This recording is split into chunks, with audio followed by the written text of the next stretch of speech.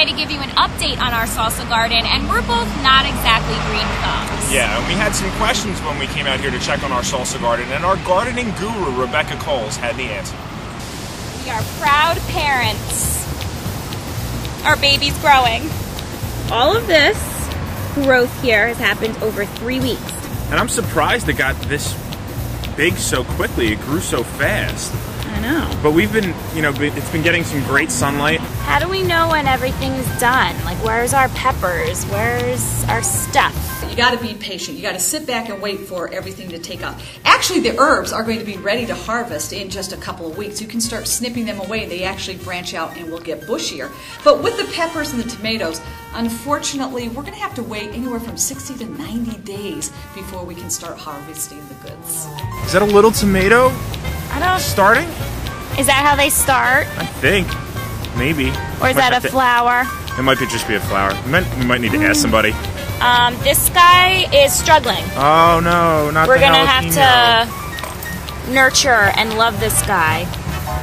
Okay, so what we're gonna do is we are going to now feed our salsa garden.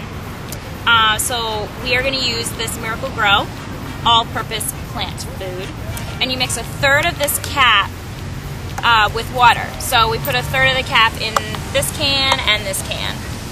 All right, let's water this bad boy.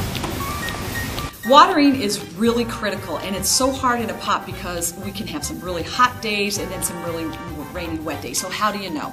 Well, just take your finger and insert it into the soil, typically down to about the third knuckle, and you can feel, if it feels moist, don't water. When it starts drying out, that's the time to give your plants a nice good drink. Remember to allow the water to drain out the bottom, and that should do it. And also keep in mind, a lot of soils now come with water polymers mixed into it, which means they hold 200 times their weight in water, which means less watering for you.